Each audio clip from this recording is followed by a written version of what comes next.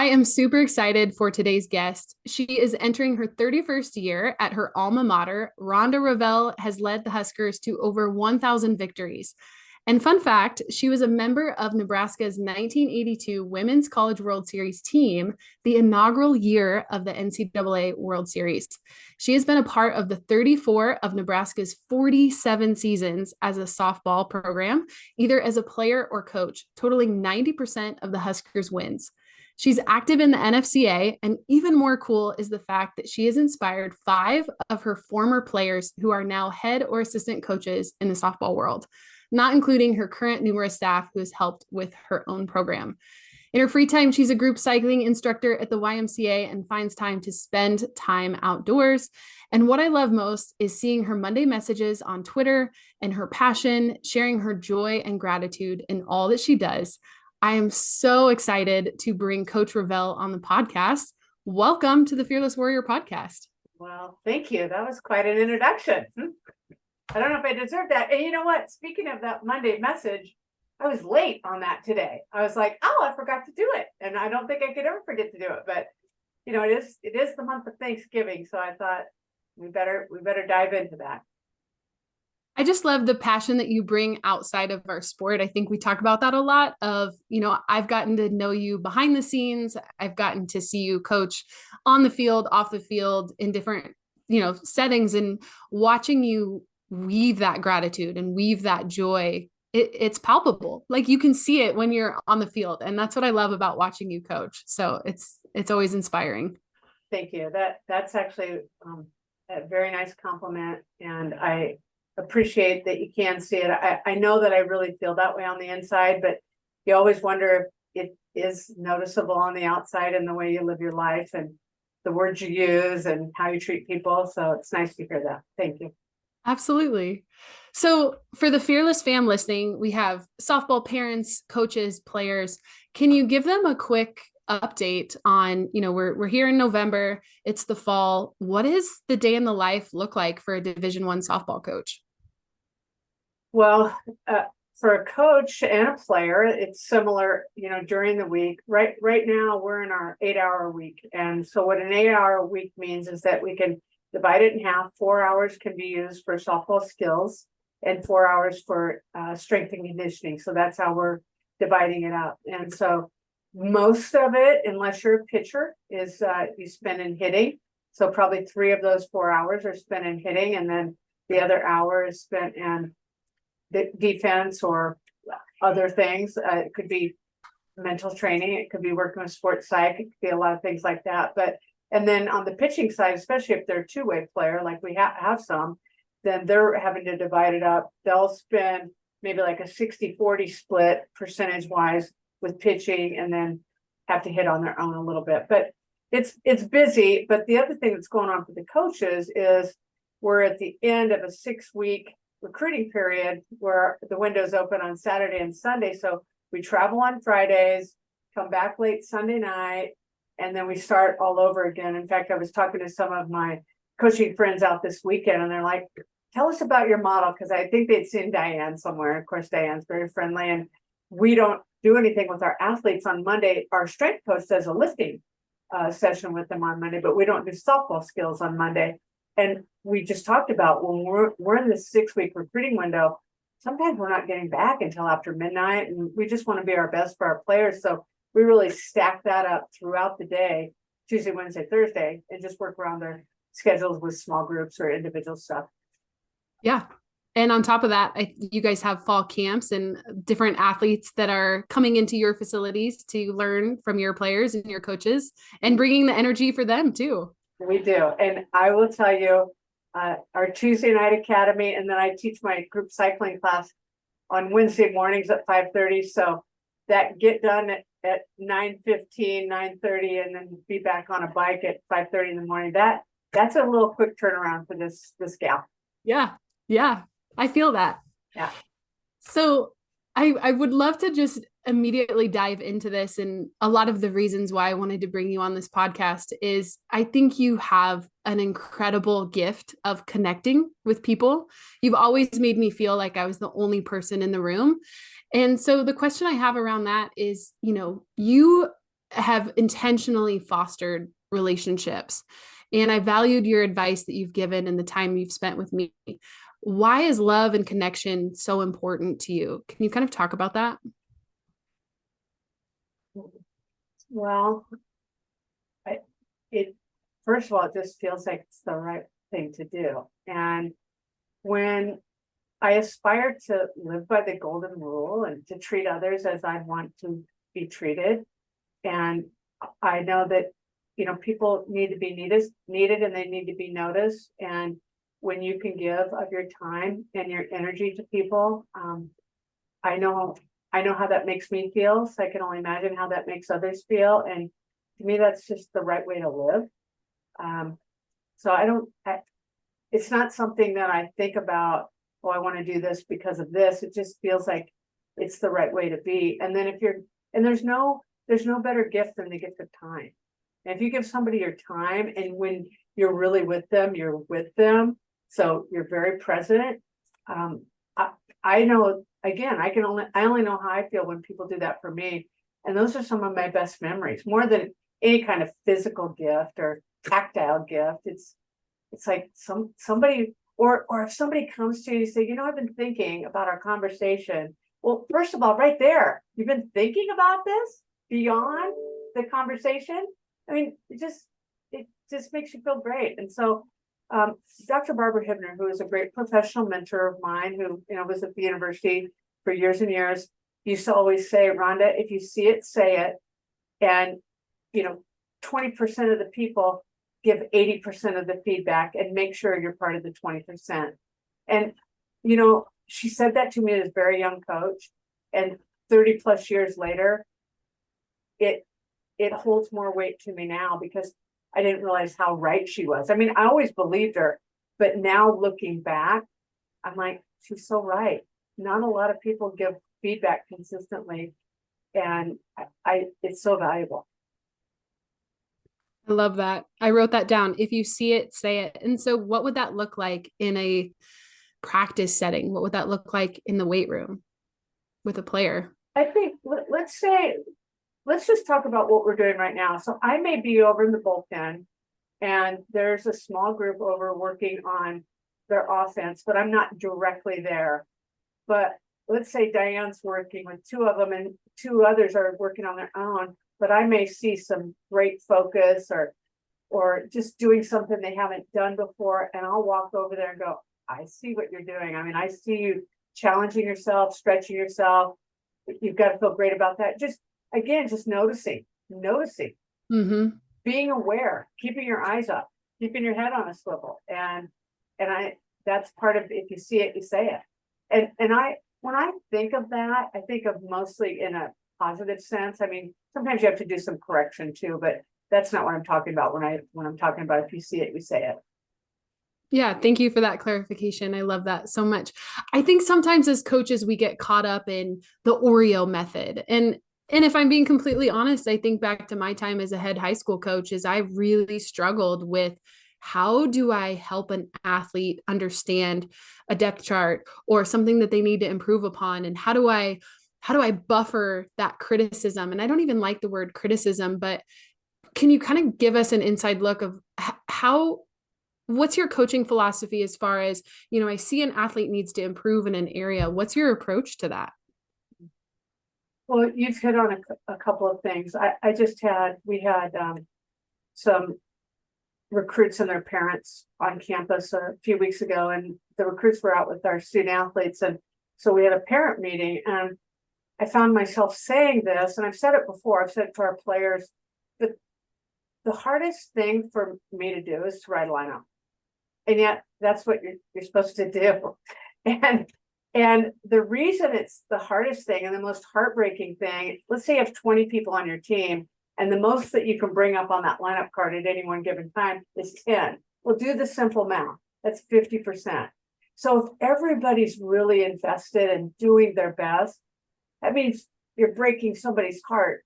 50% of the people's heart you're breaking because their name's not going up there. And I do have a soul, but yet I'm also commissioned. That's my job. I've got to write that lineup. And so for the folks, and it's not like we're in a sport that has constant substitutions where you can get in and out, it's limited. So if you're in that situation where somebody's working really hard, they've improved a lot, and they're just still not better than the person that's playing in front of them, those are hard talks. But I think the best way I've found to do it is admit this is hard. I understand. And you acknowledge that if they have emotion that goes with that, whether it's sad or frustrated or disappointed, that's okay, that's normal. Within that, though, I would still hope that you can find motivation to keep working. You never know what's going to happen. And that me as a coach still acknowledge, again, you see it, you say it, I see you working. I see that you're getting better. And, I always try not to talk about the person in front of them or the person that they're competing against. That's not my story to tell their story to them. But I could talk about, you're still not at the place where you're going to be an everyday starter, but, if you stay with this, she's a year ahead of you, whatever it may be, you present facts, you try to be empathetic, and you work to be empathetic and present facts without being emotional. Because it is emotional. I mean, they're going to feel emotions with it. So I don't want to be emotional and like trying to defend a decision or trying to rationalize why. I would say the other thing that you can do is the more data points you have, the better. So we try to score as much as we can. And that can come in a variety of ways, depending on how many coaches or how many note takers or you're working video or whatever you're doing. But we try to have data points. So I can even show, like I'm thinking of this one situation where this individual that's playing behind this other individual has pretty good numbers, but they're still just slightly under. And it is what it is. I mean, those are facts. Well, and you're arguably at the highest level. When you reach Division I, you've reached college, we've recruited to build the best team statistically. Yeah. So I think then the next step, the more proactive you can be on the front end. Like for me to tell our parents, I tell our parents on our team every year, we have a Zoom in January, and I'll reemphasize that I'm about ready to get to write lineups, and I don't like it. And I don't want to have to walk by you, and we've been friendly all fall, and now it's weird if your daughter isn't on the lineup that particular game. But I understand it as well, because there's an emotional attachment to it. And so you try to be proactive in just talking about that and humanizing it. You're a parent, I'm a coach, we all have parts. We do have souls, like I said. Yes. But then also, trying to show value. Like we've had players that haven't played very much in their career, but they've had tremendous value. And they've come back to me now in their profession and said, you know what, this was the greatest experience of my life, because I learned how to be a good teammate. I learned how to be a good supporter. I learned how to rise above the challenges of not having the exact role that I wanted, but yet making so much out of the role that I did have. And so that role clarity is important, and sometimes the question comes up, how often do you define roles? And then I'll put that back on the player. Well, how often do you want it? Because sometimes they'll say, well, I'd like it weekly, after every weekend. And then I start to bring them in every Monday, and they're like, no, I don't need to hear this again. Because that's hard too, especially if it's not the role you want. It's like, you really want to hear it again? And so then they'll say, if something's changing, let me know. I mean, we've had good giggles, because I will ask players, I started that 2 or 3 years ago, how often do you want feedback once the season starts, if you're not playing all the time? And some of them thought they wanted it a lot, and most every person has backed it down, like, I don't need it this often. That's incredible. But I think it goes back to the advice that you gave me as Gen Z and researching the different generations. Back when I played in previous generations, we didn't have meetings with our coaches. We didn't question it. Our parents weren't brought into the fold. And I think you're making a lot of amazing points of empathy, and you're bringing them into decisions that probably 10, 20 years ago, you would never have this much involvement from your staff and your players as kind of a meddled's not the right word. That's a negative connotation. Yeah, they're engaged. You have to engage the parents, Yes. and even at the collegiate level. But it's not like, I mean, it's not like it's an open dialogue, like, let's discuss who should be playing. Right. But you do try to educate them, at least in your process of how you go about making your decisions and what's behind it for you as well. Right. Yeah. So let's kind of keep going on that topic. What would be your advice to maybe the travel coach listening, or, somebody who's working with the youth, 10U, 12U, 14U, and even high school? What would kind of be your advice to those coaches as they're making their lineups, as they're building their practice plans, wanting to develop players? Well, a couple things. I think, before your season ever starts, I would think most of them would sit down with their parents and kind of talk about their system and how they go methodically through. And if they have a fall schedule, it might be different than the summer schedule when they're playing for a berth or a championship. And I think you need to distinguish that. What kind of event are we playing in? And is this something that by design, this weekend, by design, we're going to rotate players and we're going to rotate them on if it's on time limit, whatever it might be, or by innings, whatever. If we're playing for a berth to a qualifier or a championship, it might be we're writing the lineup based on who I perceive as hot at the time or gives us the best chance to keep moving on.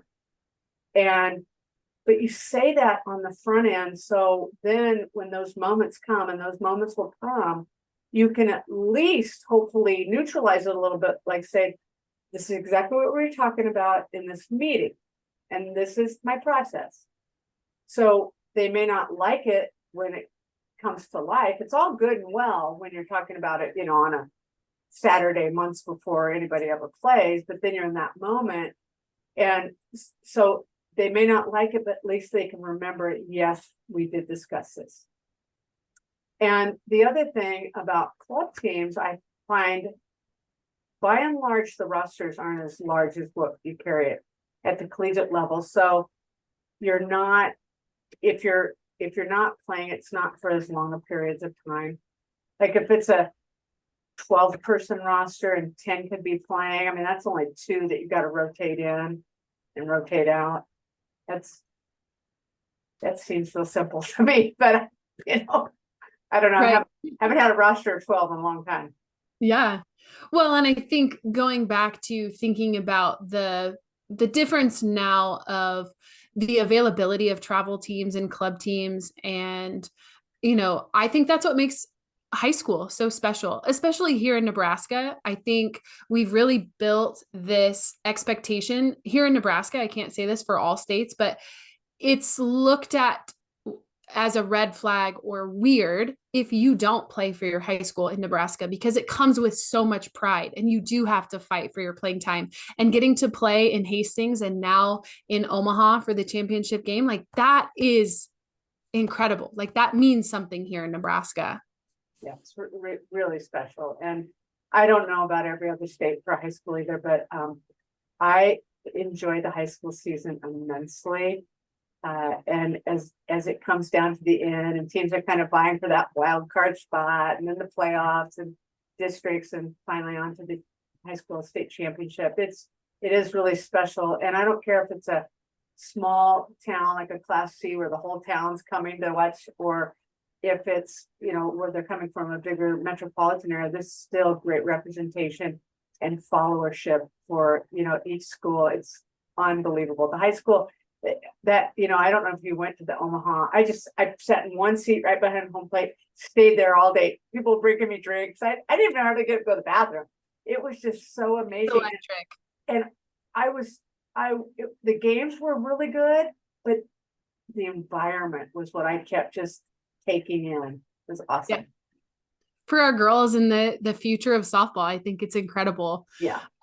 One of the girls that got to pitch in the championship game for Class C, she got to go on the Fearless Warrior retreat, and we got to kind of just run around the field at UNO, and when it was empty, and it was that starstruck feeling of how cool would this be to be able to play on a field like this. And then lo and behold, fast forward a couple months later, she's pitching in the championship game. So it's just the opportunities for these girls are possible, like to show them that this is what's possible. And you could play for UNO, you could play for Nebraska. You get to play on stages like this. Dream big. Yeah, it's great. Yeah. So good. So I know part of a lot of our podcasts are talking about the mental side of the game. So let's shift the conversation. I know that you are a huge advocate for mental training and what it can give your players. Can you kind of peel back the curtain and give us an inside look of, what are some of the skills you're teaching in your program?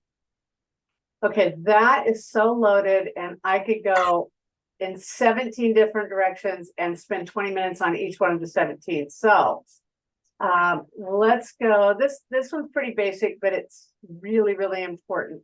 Last week, so during this time when we're having these small groups and the 8 hours, Diane always says she does softball school. So part of softball school through these weeks is the first day of the week that they gather, she has PowerPoint. She's always presenting something. Well, last week, softball school was their routine.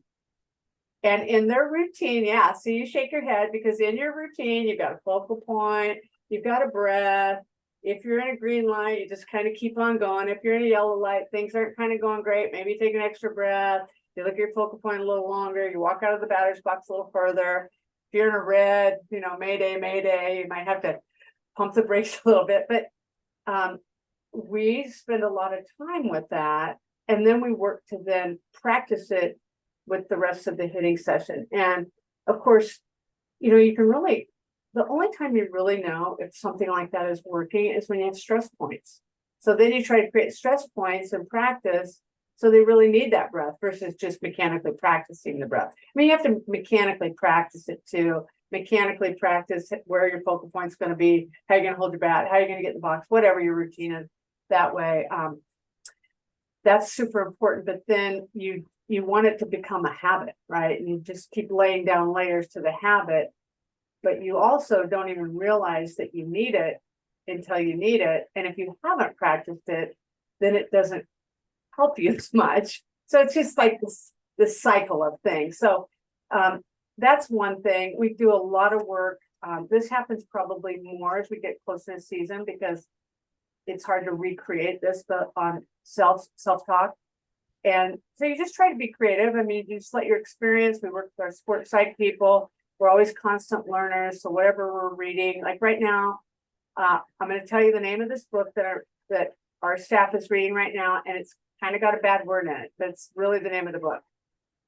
Kicking Anxiety's Ass by Dr. Brett McCabe.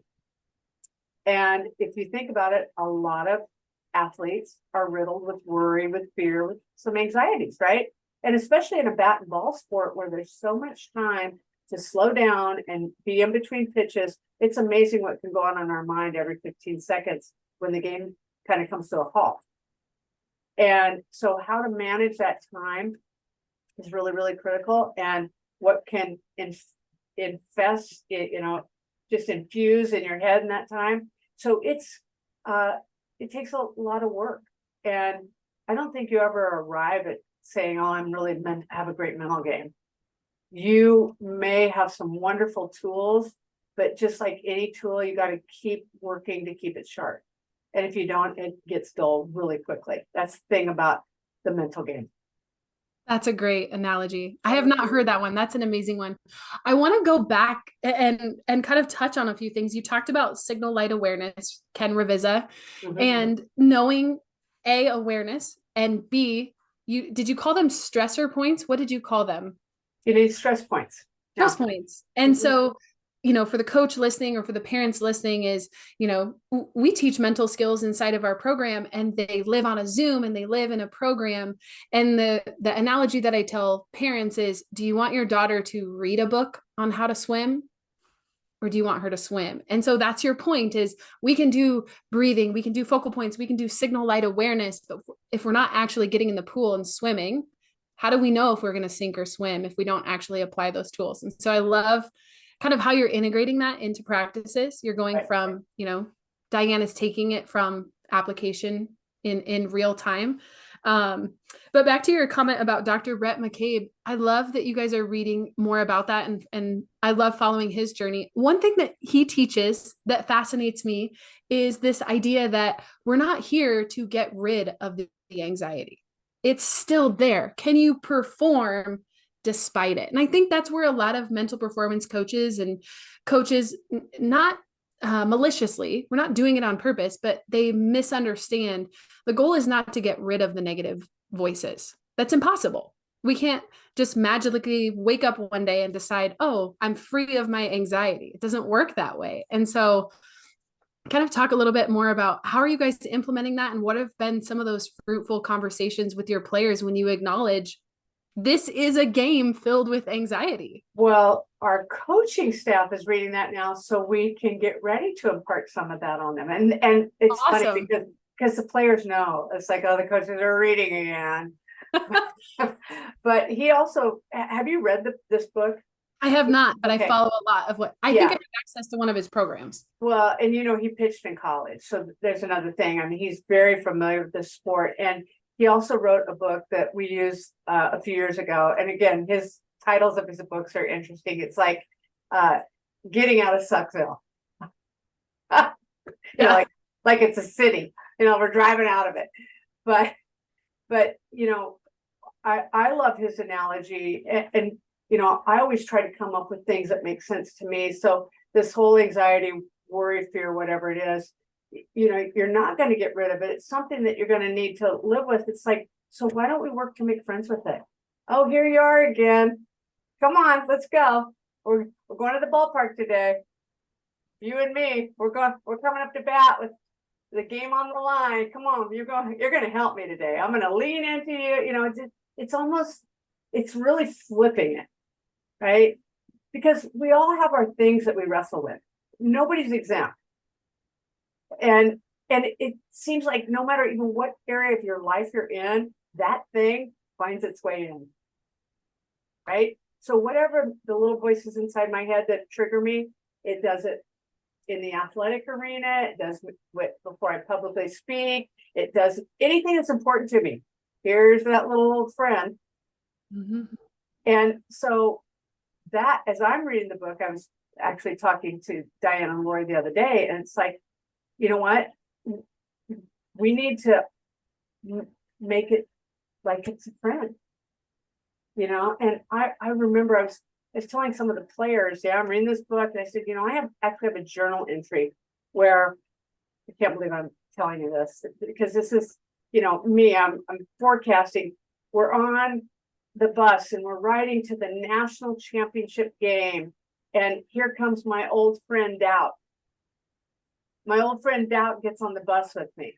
And no kidding, I wrote this 4 or 5 or 6 years ago. It's just, it was like one of those moments, like you're trying to manifest those moments in your mind.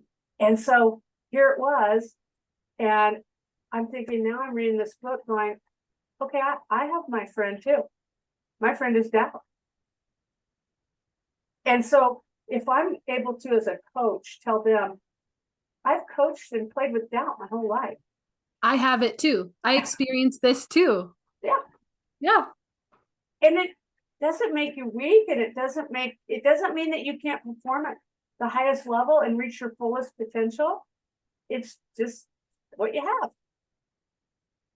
I think this ties in beautiful with the beginning of our conversation, is talking about the depth chart and playing time and humanizing coaching, humanizing depth charts, and humanizing the lineup. Yeah. There's power in being vulnerable. And I think it's hilarious that your athletes know when you're reading and your staff is reading, that they can kind of razz you guys a little bit about that, because they know it's coming, but they know that it's not a, coaches are just telling us what to do. You're living it too. You're implementing, you're exploring it before you're even dripping it through your program. Right. And sometimes I don't even think about, when I'm just telling them my story, my truth, I don't even really think of it as being vulnerable. I just think it's real, because it's real. It's the truth. And so I guess it could be vulnerable if I thought that they were going to react in a, I don't know, less than desirable way. And they might, they could roll their eyes. They could think I was crazy, but that's okay. I'm okay with that. I'm comfortable in my own skin enough to just put it out there. Yeah, I love that. So I know that we've kind of talked a little bit about the mental game, and I'm kind of looking at my notes of, man, if I had the opportunity to give advice or have an opportunity to quiz you on some of those things, maybe I'll pass the mic to you. What message would you want to share for any parents or coaches that are listening? What would you want to kind of broadcast today? Which one, parents or coaches? Let's start with coaches. Okay. I think as coaches, I keep reminding myself, and I keep getting surprised. That's too strong of a word, but I don't have a better word. But just the impact we have in any given word, in any given interaction, eye contact, high five. It's amazing. And I think I learned this as much from alumni that return and tell me stories that I have forgotten, about this one moment, this one look, this one time. Or it might be from somebody, just the other day, I said something to a player and it just came out. And she said, you always have the right thing to say. And I just went, I do? Really? And then I thought, how do I have that? But I think it's back to being aware, being present. And if you see it, you say it. And I saw something and I said it. And it meant a lot to her. But she said, yeah, you do that often. So I don't know. I think as a coach, you just need to check yourself. I once had an administrator say, Rhonda, what do you think the biggest key is to coaching? And I didn't know this administrator very well. And I said, do you really want me to tell you what I think? And he said, yeah, I really do. And I said, okay, you're going to get a dose of Rhonda. I think it's mastery over self. And he looked at me and said, tell me more. And I said, I think that we have to have so much self-awareness. I think we have to be willing to reflect, to look in the mirror and to turn ourselves inside out on the regular, daily, sometimes multiple times a day, because of what I just said, the impact that we have on young people. And sometimes it's to the point that I have to say, hey, look, if I'm walking faster, because they think if I'm walking faster, I'm upset. Right? Like, my little march. I'm like, no, we got a lot to do today. So I'll just tell them, hey, this walk, this cadence, because they've been gracious enough to tell me what they think when they see that. I've seen that walk. Yeah. I'm like, hey, just got a lot on my mind today. We got things to get going. Let's go. And then it's good. But that's part of that communication too. And I think that would be the thing that I would piggyback off of what I just said, understanding the impact and talk about if you see it, you say it.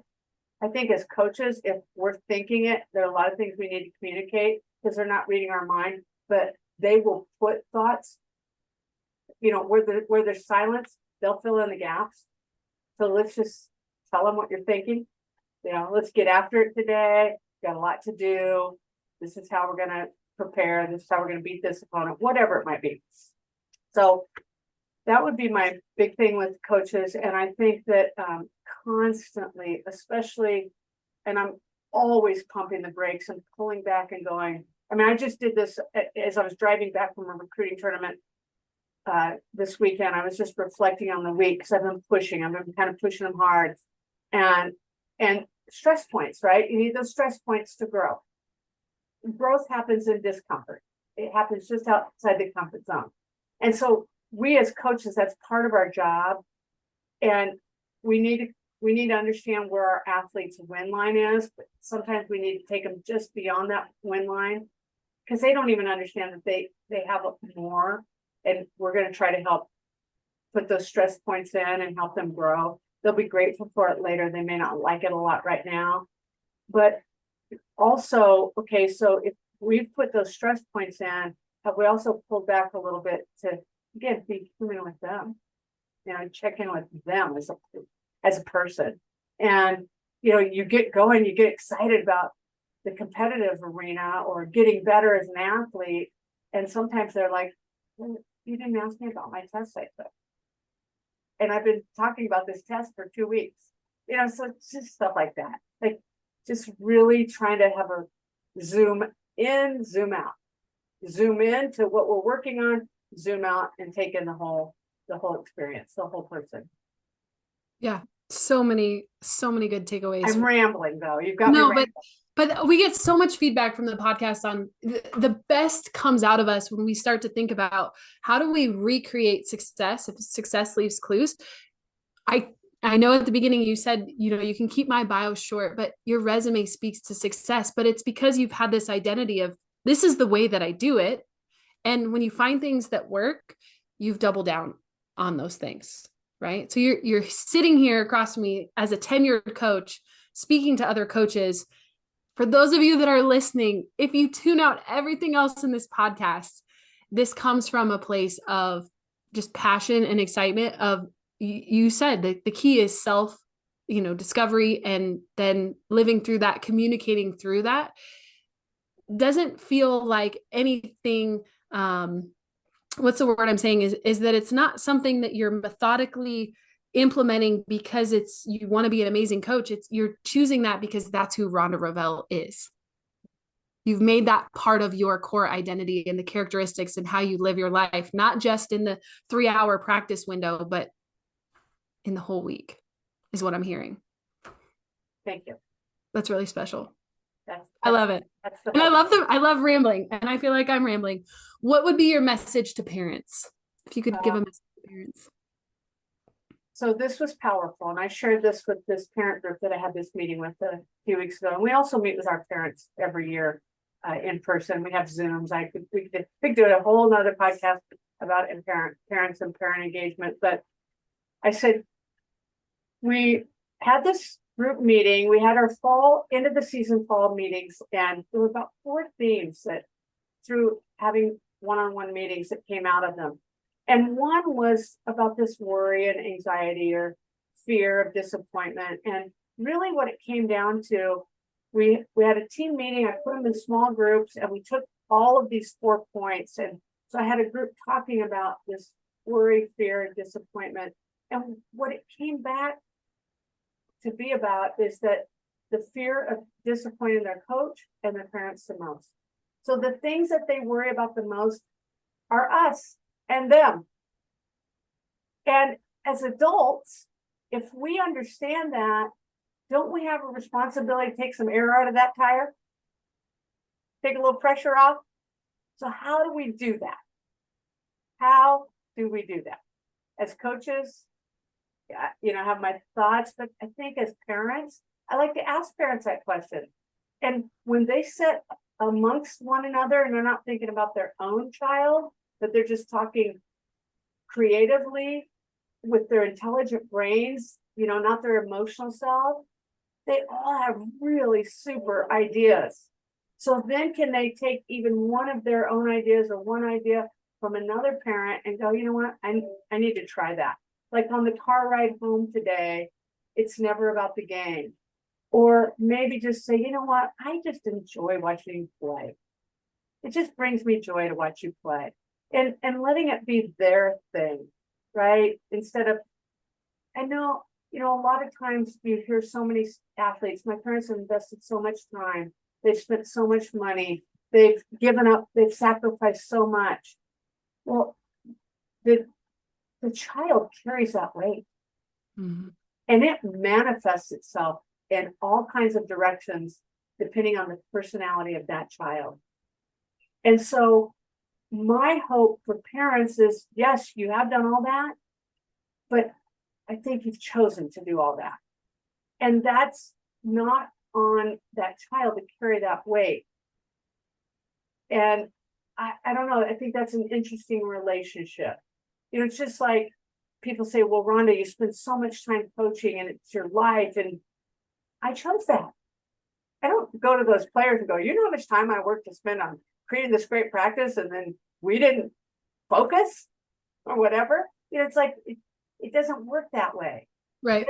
It doesn't make for a dynamic, harmonious relationship. And I'm not a parent, so I'm not judgy, but as I've watched a lot of parents interact with their child, sometimes just very beautifully, and other times there were a lot of challenges. And I just heard a club coach this past weekend who has an adult child that now his granddaughter from that same daughter is playing. And he got tears in his eyes saying, I was really hard on her mom. I would have done it differently. And because now he's coaching the grandchild differently. But I think it's the same stuff with parents, awareness, reflection. They're very attached, understandably. Understandably is a point there, but I think it goes back to taking the community and taking these ideas, and if you're listening to this podcast right now, you're investing in your awareness and your knowledge. And I think choosing to be dynamic and choosing to try different ways and being open to ideas is huge. One of the hardest things I ever had to do was tell a club coach who had has four daughters, and three of them played in college, and the fourth one didn't want to play, but couldn't tell her dad that. I said, do you want me to tell him? Would you? And I went to this father and said, she loves you so much that she will play for you, but that's not her love. She would play in college for you, but it's not her passion. And she never played in college, and they're great. But that somebody had to be almost an advocate for her. Not that she didn't need it because of him and his reaction. She needed it because of her lack of knowledge, knowing how to approach it. Well, I think we forget as parents, and I am a very young mom, so I'm new at this too. I think we forget to bring back the ability to kind of not have all the answers, and to speak to your child and say, hey, did you know, and I'm speaking about a couple of parents that I know have college athletes, does your athlete know how nerve-wracking it is for you on game day? I don't know what to say sometimes. I don't have all the answers. I'm just as nervous to disappoint you as you are to disappoint me. And then lo and behold, we're both worried about the same thing. But if you never have that conversation, how would you know? And so giving parents opportunities to have those conversations with your athletes and say, going back to the emotions, the awareness, I can see you're tense out there. I can see you're frustrated. I understand why you're frustrated. It's okay to be frustrated. Nobody wants to strike out. Nobody wants to not have playing time. And I still love you. Let's talk about it. Right. How many parents do you think, what percentage of the listeners do you think are parents on this podcast? I would say a good 70 to 80%. Okay, then I'm going to share this. Hands down. I don't even know what the close second is. So when we started doing parent Zooms, not all of them, but oftentimes I'll bring on at least one or two athletes, and they'll have some talking points. Well, this was one of the Januaries, so we were heading right into our season just a few weeks later, and I asked these players if they had anything they wanted to say to the parent group, not knowing what they were going to say at all. And they leaned in like this. I'm like, oh, what's coming? Because it's on a Zoom. And they said, our goal this year is that you love each other's daughter the way you love your own, because we love all of your daughters and we're a team, and we can feel it when you're not loving someone else's daughter in the stands, and that hurts us. Wow. That's powerful. Mic drop. Yeah. And how did it work out? Amazing. The parents were amazing. But that didn't come from me. I didn't even know it was going to be said. I don't think those young women even understood the magnitude of what they just created in that moment. But it was one of the most amazing moments in my coaching career. I bet. And I got off that Zoom and just cried. Like, I knew something special had just happened, because there's no way that you as an adult parent don't hear that and don't feel it. Or deny them that request. They've literally requested and dropped that request at your feet. How do you deny that?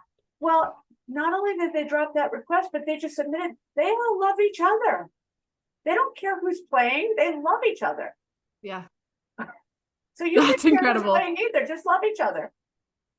Seems so simple, doesn't it? Right. So good. I want to be respectful of your time. This conversation has been amazing. I have been on the verge of tears so many times, and I would be missing an opportunity if I didn't ask you the question that we ask all of our podcast guests. And I know it's going to be an amazing answer. You are a time traveler, and you could go back in time and give your past self one message. What would you tell yourself?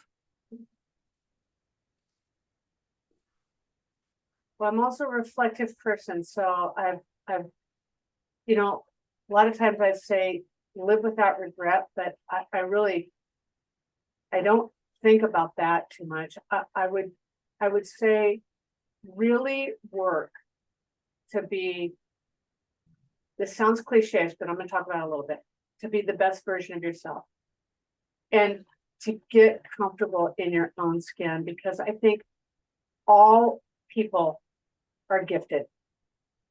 And we need to recognize that gift. We need to grow that gift. We need to learn to let that gift shine. And the only way that we can do that is if we spend time with it and we honor it. And it's not a cocky thing. It's really a responsibility and an honoring of what you've been blessed with. And then I think when you do that, you don't spend so much time comparing yourself to others. And that's one of our favorite sayings around here: comparison is the thief of all joy. And it's so true, but yet I don't spend much time, and hopefully we don't spend much time comparing, because we're so busy on trying to hone the gifts that we were blessed with. And let's be the best we can. And everybody has something to give, and it's really special. And that's when you feel alive.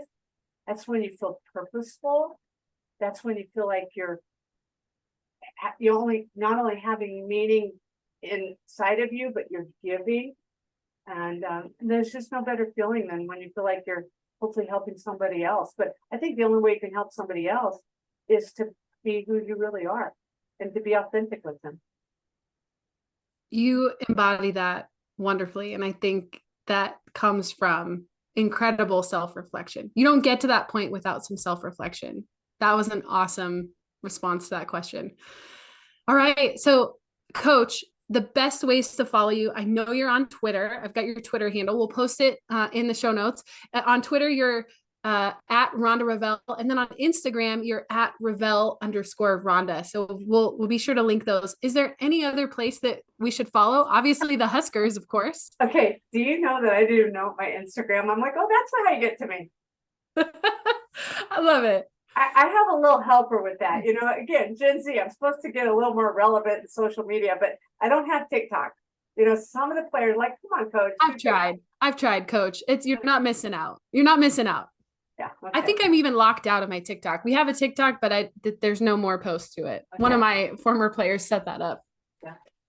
I love it. Yeah, I think you've hit it. I think you've hit it.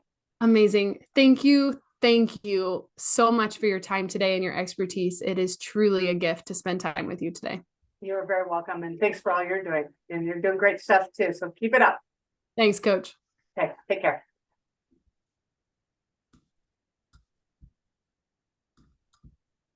Are we not recording?